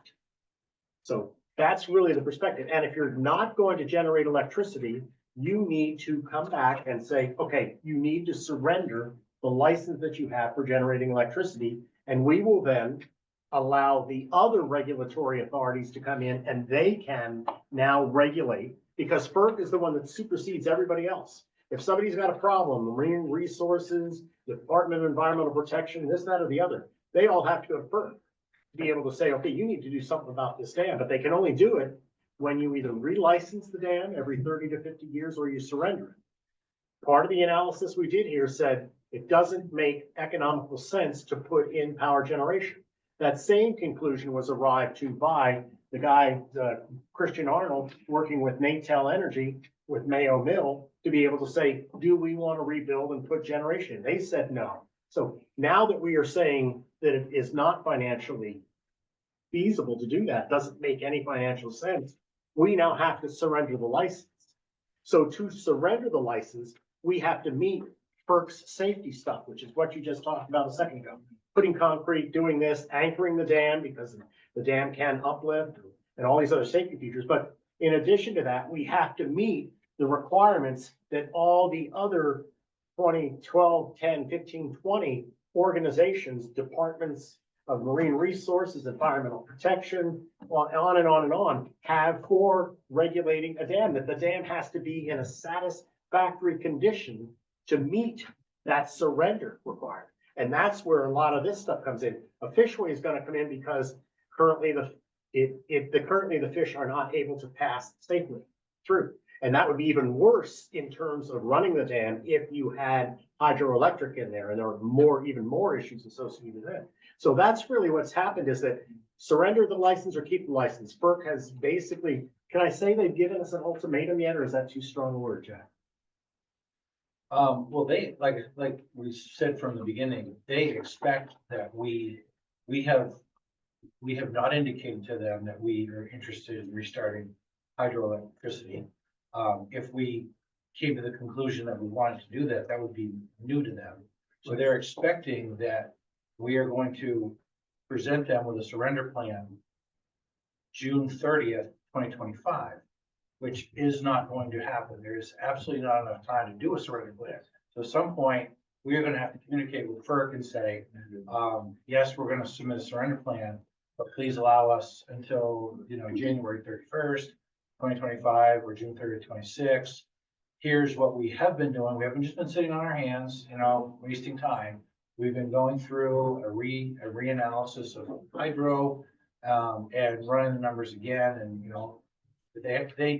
they're, you can think of FERC as a regulatory agency, which they are, but they're also kind of our partners in this. They're trying to work with us to get this thing to a satisfactory position regulatory wise. So I think we need to just get with them and kind of update them. We know we're gonna need an extension. The sooner we ask for that, when we feel how long realistically that extension needs to be, we should be at the table with them asking, because at the end of the day, they want to work with us, but they need to know that we're, lifting our weight to bring this thing to conclusion. And so the conclusion is, it appears that the recommendation within this committee is not to generate and to surrender that license. To do that, this is really what this plan is about, is here's what it's gonna cost to surrender that license. I think, well, I kind of agree with Jake. I looked at this. I think your engineering, Steve, you mentioned about for the bridge on Lincoln Street, that engineering is gonna be twice as much as you do with that dam. Because you got buildings, you got roads, you got all sorts of stuff. The dam is out in the open. I mean, I look at Jake, it's concrete and spalling. You build a copper dam, you de-water it, and away you go. I don't think it's rocket science to do that dam. But, we'll see. All right, I have a point. Steve and Jake, thank you. That's very, No, I just wanted to, that's something very useful. wheelbarrow, I guess. Okay, so we're gonna do a presentation, whatever we think the number is, we need to present a number, correct? Yeah. Okay, we'll present a number, and a significant share of the people there say, I don't believe you. That's really what you guys are saying. I don't believe you. Or, not that you guys said it, but other people might say, you're just padding the numbers. Okay? How do we deal with that? So, I'll take a stab at that, but first to just wrap up the last discussion we had. Jake, the easiest way to think about it is the dam safety stuff of fixing the concrete in the house. That wasn't the whole scope of everything that we had to do. And so for surrendering the license, we've got to do all of that if we're going to keep the dam. But then we also have to do a whole bunch of other things that are regulated that were not covered in that report. And that's what we're talking about. So fishway, spillway, all that stuff. That's mandated. We're gonna have to do that, but it wasn't in the repair, the FERC report that you were reading. So that's why you're not seeing it in there. Well, I saw the 3 reports 5 years apart, and I didn't see any of that. It's because that's not what it was focused on. It was focused on essentially the safety violation they found with the dam itself. That have been persistent. That have been for the last 15 persistent. years. Yeah. surrendering the license means that we are now required to do a whole bunch of other things in addition to fixing the dam. So the reason why it wasn't in the reports that you were reading is because it shouldn't have been.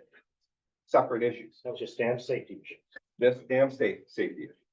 So what you're seeing here is not stuff that we're pulling out of our hats.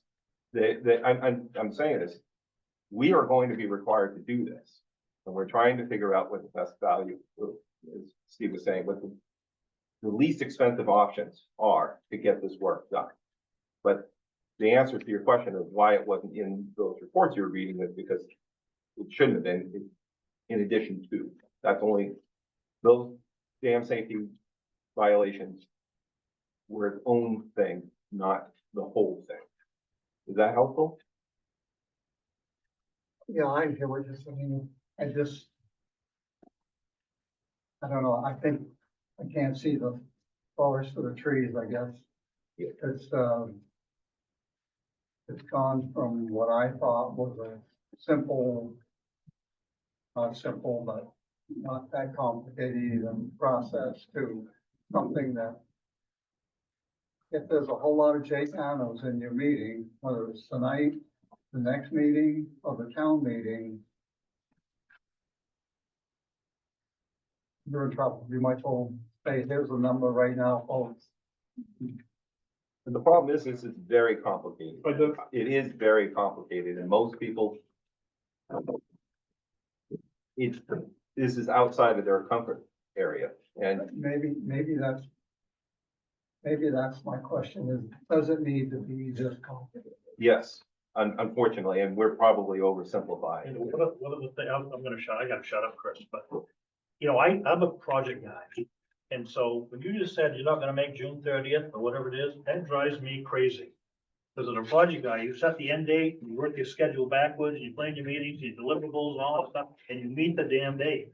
We couldn't have met it. We couldn't have met it. The vote changed everything. Well, when we propose, you get a plan 12 months for, to submit a surrender application.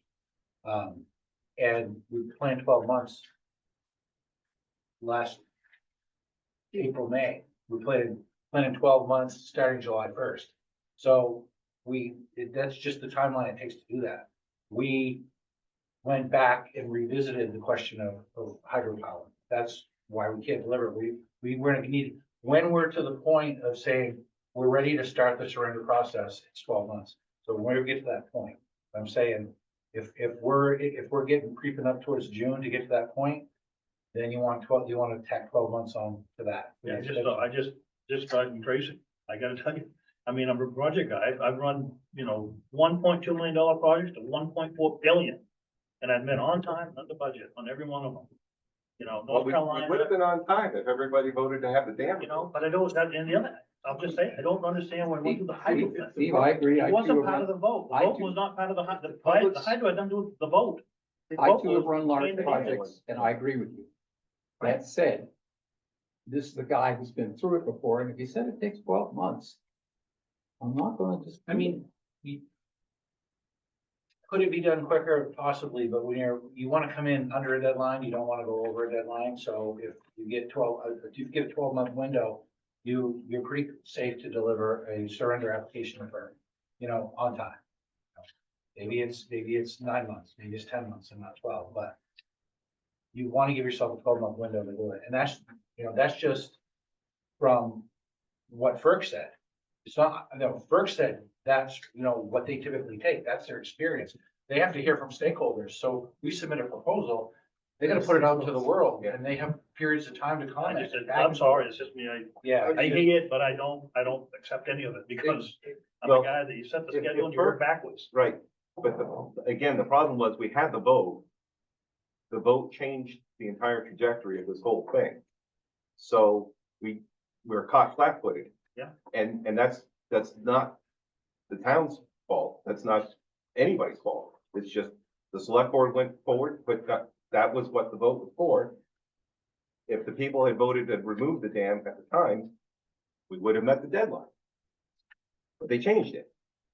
And I doubt if you had a $1.2 billion project and they said, oh, let's do an entirely different project, that you would make the same deadline. It screws everything up.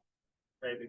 And so with PERC, I'm not too focused on the deadline.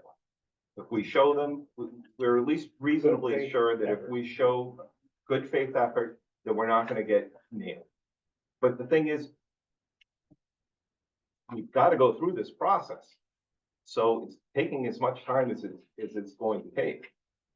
And we knew the minute that the vote went the other way, we knew we weren't gonna make the deadline because we had already done the work to surrender and move forward with a project. That was what had been You don't done. have to justify to me, I'm just a guy, I'm just telling you, I'm giving my input saying, I'm used to running things like a project, not a committee, I'm not a committee guy, that's why I'm not sitting there. I can't take a committee, I'm a project guy, I set a schedule, and I work backwards, I have deliverables, I have dates. I mean, I look at this group, and we didn't do anything through the summer, until we got the Fleischman report, and we resolved the hydro thing, then we started kicking in. And I would have been going apeshit the first 2 weeks. Yeah, You know? but think about, when you were the project guy, somebody else was doing this work. You weren't involved in whatever higher level above the project level. When you got the projects, were the projects already approved? Money set? No, we just designed it, you know, all sorts of you go plan, But you knew what design, to do. build, operate, maintain, those are the fast. Right, but you already knew what to do. You weren't trying to when you started your process, you weren't trying to figure out if you were even gonna do it or what you were gonna do. But You had clear mandate. so when was the vote? June, I'm not quite sure where, you've made a point. yeah, June. okay. Which is a good point. Yeah. Just saying, we Just saying. can't Sean? make I don't like decisions dates. based upon, people not, everybody has agency in the town. They're not here. This is what irritates me even now, because I was on this side of the table. I was a skeptic. Now I'm up here and I still don't see this road bill. And if they're gonna come and they're gonna doubt the numbers, they have to understand, you have agency. You can come to these meetings. You could have came day one, asked these questions. We would have more time, more energy to do this stuff. But understanding that I'm here now, I see things a little differently. I have agency. I wanted to have an input in here, and thankfully you guys allow me to do that. But this is why I don't think the committee needs to worry about all the doubters, because they're not here. They're not putting the agency in this. They should be here now, not February 4th. They should be here now. And I'm just frustrated because people don't get involved in it, and then we have to react to, like you said, the doubters. Well, the numbers are here. They're not gonna be exact. If people want exact numbers, we're gonna pay more money. And we're gonna have to do another huge interfluence study, 2025, of them going out and looking at every little piece of the dam. I don't know what to tell Cheryl, people. you had your hand up. Yeah. Wait, Sandy. Sorry, I'm sorry. No, I was, Hang on, Cheryl. I will say that I am now in agreement. Debating this number of 8.9 is a waste of our time. If we want to go with 8.9, if you want to go with 9 million, if you want to go with 7.5, however these come, when you add inflation in there, I'm good with that number. As long as when it's presented as having come from where it came from. And people, to Sean's point, are gonna have to be smart enough to listen, to understand that we cannot be exact. We cannot. We are doing our best to take numbers that we already paid or somebody paid to develop, and that's where we're starting from. Given that we have Alcina now as a grant person, we have, I hope, 9 people on this committee who are committed to keeping this dam and not surreptitiously convincing people that it ought to go away. And I have to be honest, there's a little bit of me that feels like there's a good part of this committee that'd be pretty happy if we came out at February the 4th that said, rip that damn thing out. Well, that's not what I feel like I was asked to do. So I'm hoping that that's not how it comes, but I'll go with the 8.9 or whatever the number is. But so now what I'm going to say is, what do we expect to come out of that meeting with? What, other than telling people that we are all in agreement that hydro makes no sense. We want to surrender the license. We have to do a whole lot of work that nobody ever really thought about to do that. what are we gonna do if we come out of that meeting? There's only two ways it's gonna go, right? Everybody's gonna be like, oh, you guys are bullshit, right? People are gonna think that we're either crazy, or they're gonna say, no freaking way, don't do that to my taxes, I don't wanna do it. What do we do at that point? Here's where I with that? disagree. I'm not here to say whether or not the dam should go or stay. I'm here to present an option to the public, because I felt that the first committee wasn't transparent. If the public says, we're not gonna pay for this, well, then we just gotta let them know, we just can't keep doing this. Vote not to remove the dam, vote not to pay for it. We can't keep doing this rope-a-dope for the next 10 years. You are Eventually, that's just gonna go to the board. They're gonna make the decision without the public, Okay. because we have no choice.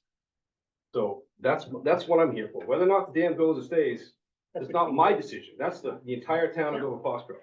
Sure. They need to know that this decision has to be made, because it can't last 10 years. Can't keep doing this. Carol? Yeah, so Sean, be careful please with the, labeling of the emotional, because we ought to be praising the townspeople for taking ownership. But they're not It's more positive. It is emotional, but you know what the gentleman was saying about the fire? I mean, look at all the fires. Canada last year, Wyoming, California now, Lahaina, Maui, Hawaii, you know, and the fire storms. If we don't have something to protect our butts in this town, we're going to be up some other creek. You know what I'm saying? Okay, so that's really important. That also includes, okay, the townspeople already stated they want to hold on to the dam. So once again, just like you guys were saying, this is where you're moving from. Okay, so I'm also agreeing with you. People have not been at the meeting. I was in Ohio at the first meeting. I was sick as a dog last month. So other than that, I have been here, and I think the average has been about 5 people. Shame on us. Shame on the townspeople to dump it all on you guys. We need to be here. And I've seen it. I've also learned a lot about committees and stuff like that here. You know, you're batting it out. You know, you're slugging out the hard numbers and stuff. Good for you. So I think now that we don't have the Interflu and Nature Conservancy and ASF, we have our own voices among our own people. We don't have little Miss Know-it-all Miranda to sit there and be your talking head. And thank God. I was so sick of her. She was little Miss Arrogance. And I wanted to hear more from our own people. But she was little Miss Smooth, and I couldn't stand it. And so you guys have got a way better chance just talking to your fellow townies at that meeting on February 4th than Miranda ever had at getting through. Just because she was so college educated. I'm not against college. It's just the way she came across. Okay, she's very arrogant. And she has a lot of knowledge. Okay, I'll give her that. But you guys have been in the trenches with this, and it's the second time. So I really respect what you guys have done. I really appreciate the people coming back, Alcina, Chris, you know, slugging it out. And appreciate all the work you guys have done with the numbers and with, you know, and Jack coming back after you were retired on Saturday. Thank you. Yeah, what are I you do think doing? you guys need to hear out the Really? townspeople. There will be the doubters. I mean, this is just my own opinion, but kick them in the butt and say, where have you been? You know, they can take it. They're a tough bunch, right? Just like you said. I agree. They should have been here. And there is a part of us that says we need to be here as a duty. If we give a freaking care about this town, we will be here. Yeah, it's inconvenient. We all have lives. Okay. So give the people a chance to put in, maybe, you know, just like PAC, you know, the pool is about $50,000 to $100,000 a year to maintain is our understanding. I'm sorry, I'm having a moment. I'm dying here. So what are they doing? They're doing volunteering. They're doing fundraising. Oh, that ought to be fun, along with the trying to get the funds and the grants and stuff.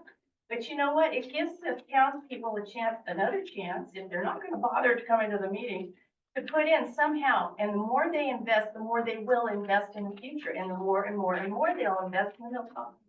And guess what? Word of mouth is going to pull people in. So if there's a way that we can volunteer, and if there's a way that we can help get this together, maybe we can do some of the, you know, the labor ourselves or the supplies. You never know if you don't put it out there. but there's gotta be a way of pulling people in a place that they're comfortable and feeling safe that they can give somehow. Because I do believe the townspeople care. I do believe that they want to give in to something to participate. They're not sure how. You guys are the heads of this. And, you guys have all, gone in on good faith and you've done a good job. So just, talk to them like you're talking tonight. And I think you'll have a pretty good inroad into their hearts to bring them along, even if it is expensive. Thank There you, may be Cheryl. ways to cut it. Thank you, Cheryl. All right. Good. Hey, just a quick question, and I throw it out to anybody. What would it cost to get updated numbers like we have from Schmidt and Gomez and Sullivan? In today's market, Detailed numbers? yes, just like they have, Well, that's, like we've been working with today. What would it cost to get those numbers? I think I can answer your question in the context of somebody else was saying, what do we do next? All right, this is point number 13. Next step option. Lucky. Look, the default option really is we proceed. Okay? And proceeding gets us to these items, the interim cost by the town. We have some legal issues that need to be resolved. We haven't talked about them tonight. But we need to get our lawyer to spend some money to respond to the things that you're gonna stick on the agenda for the select board. There's some money there. We have $200,000, oh, I'm sorry, 200,000, yes, for legal fees through the course of the project. We're gonna spend some of that, 20, 30, there's a number. That's one. Two, your question specifically. Number 36, the engineering assistance for FERC approval. That is directly responsive to your question. Okay? We need to go out and find yet a fourth, maybe one of these three before, but somebody to come back and trudge through lines 3 through 28 again. And give us a shovel-ready project. And give us a shovel-ready project, okay? Again, not counting our costs, but that's what we do. Now, there's a number of 250,000 that we have in there for that, okay? It could be, we go to Kleinschmidt as an example. After all, they were Salmon Federation's first choice to work with them. They were just too busy.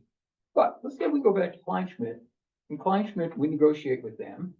And Kleinschmidt says, there's a lot of work that's been done by Interflu and by Gomez and Sullivan, and we're gonna charge you 60,000. I don't know what that number is, but we negotiate, okay? And they come back and they give us numbers that we think are maybe more appropriate for feasibility. That's what we do. Meanwhile, we have to start thinking about FERC. And somebody has to know how to handle FERC and do surrender applications. Whether it's 2 months or 6 months or 12 months is not relevant. Or years. They'll tell us. So we need to go out and put an RFP out for these people. All of this is gonna come out of those lines, those interim costs by town. In other words, we're gonna be paying on next year's taxes to do that. Fine with me, but that's what we need to do next. That's our default. Maybe for the kinds of dollars we're talking about, and we explain this as item number 13 on the agenda, maybe the people standing there on the front say, crap, why don't we put this back to the select board and have them decide what to do to spend our money for the next year? I don't know. I'm open to that. Am I responsive to your question? That's the default. Yeah, and also keep in mind that the numbers would probably be better, or at least it would now be a fourth source of information. But until we put it out to bid in the engineering firms, we're still not sure. And that's, and I gotta tell you, I hate that. I absolutely hate, we have to make a decision based on estimates. And we all know that estimates are, estimates are estimates, yes. Objective. So, Wait, Chris, yeah, I'm sorry. maybe just some of what Steve said. What is our objective for the February meeting? It is solely to let the town people know what work we've been doing and a rough estimate on what it's gonna cost and the amounts of dollars that are coming up in front of us. And what we think. We're not asking them to vote again right now. We're not asking them to say yes or no to the dam. We are presenting what we have found so far to be a ballpark figure of the dollars, whether it's 3 million or 8. And We're not asking anybody on that night to do anything. No. All we're doing is presenting what we've found out so far. I mean, it's no more than that at all, yeah. That's correct. But I'm really interested in what they have to say. And- Steve and Jake's And comments tonight are getting really good. feedback back. Yeah. So, That's true. If we do that, I'm happy on the 4th. We're coming up on 2 hours into the meeting. before you do that, Steve's question of who wants to take the dam out, I don't think anybody in Dover wants to take the dam away. Nobody ever has. Nobody has stood up here and said, that's the best thing in the whole world. I think everybody's concerned of 3 things: what it's gonna look like to keep it, what it's gonna look like to lose it, and how much it's gonna cost to keep it. So we need these dollars to move ahead. We're just letting the public know, okay, we're keeping the dam, but we're gonna spend some money to do it. I said in a meeting and I watched your leader say he saw no purpose in keeping this dam in Dover-Foxcroft. Which meeting are you talking about? Talked about, what's his name? Tom Lazat. Yeah, this is, That made the paper. That was Dan He Wood, saw yes. no value in keeping the dam. That was Dan Wood. Yeah, that was his opinion about the dam at that point in time, based on the economics associated with what it's gonna cost the people, and we had same numbers that we're looking at now. well, which is why we're here. Might want to give TRC Engineering a call in Augusta on environmental and hydro type licensing and all that stuff. TRC in Augusta. I'm not saying I would engage them. I'd say it might be worth a discussion. They're like Klein Schmidt, only bigger. Thank you. Just, Thank you. Okay, all right, 2 things we didn't cover tonight are, number 1, how do we get the word out? Because we really, all of it, everybody in this room, I think, wants that room to be filled on the 4th. And we need to get the word out, number 1. And number 2, there's a bunch of mechanics, which we might put off till next time. But, The mechanics of the meeting itself. yeah, what kind of drinks are we gonna serve, Let's delegate that to the, et cetera? Getting the word out, you presented something, or you didn't present I something. provided just a beginnings that Alcina and I had worked on how do we get engagement? How do we work with outreach? Can How you, are we gonna do that? can you recount that without presenting it? No. Okay. We're running out, we can do it at the next meeting and talk. You know, I can send out the email to people saying, hey, take a look at this again. We gave a printout of it last time. Between now and the next meeting and say, you know, what are the things that we can start looking at and get it back to Alcina, and then she can come back, I can come back and say, here are the ideas.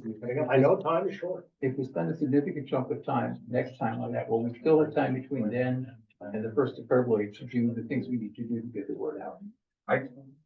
I think that what we can do, in the interest of the short amount of time that we have on meeting time, the avenues for getting the word out are fairly straightforward, and they're fairly straightforward. What we do is, that is the sort of thing that I feel is fine to just email to the group to see if anybody has, like, oh, you missed putting it there, putting it there. We can just kind of beat that in an email chain, and then we can save the time for the next meeting. And just review it. And just, exactly, and then just bringing it up for review and take one more gander at it, and then just, that will be the Did I plan. see you looking at Alcina as you were suggesting? I was trying not to look at her because she knows it's gonna fall. Okay. Are we done for tonight then? We are almost done. That just brought up a point. Prayer. Alcina has asked if somebody on the committee could take notes in her stead. We'll have to get some instructions on how to boot the Zoom up and control it, but we're just recording, we're not having, so it should be easy. It's just Alcina's workload has gone up, and it would be helpful to her if we had somebody else taking the minutes. And managing the humor. And Well, I mean, I can manage the Zoom as the after effect part of it, of reviewing and I would- the data part and the minutes aspect of it, because that's the scientific assumption aspect. If nobody else will do it, I'll do it. Chris, that would be wonderful. I was hoping someone Is else there would something jump you've up done all and your life? No. No, my minutes are say, you terrible. know what, you are an administrator for your professional life. Oh, which is probably why you're nowhere near wanting to do this. You may be right. Wisdom. All right. So we've had, we did things a little out of order, but that's fine. We took you guys all, we did open session earlier, so that's okay. Thank you all for showing up, and, it was, to me, it was unexpectedly lively. I thought we were gonna wind up spending most of our time talking about Facebook and things, so. This was much more interesting. So great, we'll see you, well, we'll be here next week. Move to adjourn. Move to adjourn. Sorry for being late. Where's David?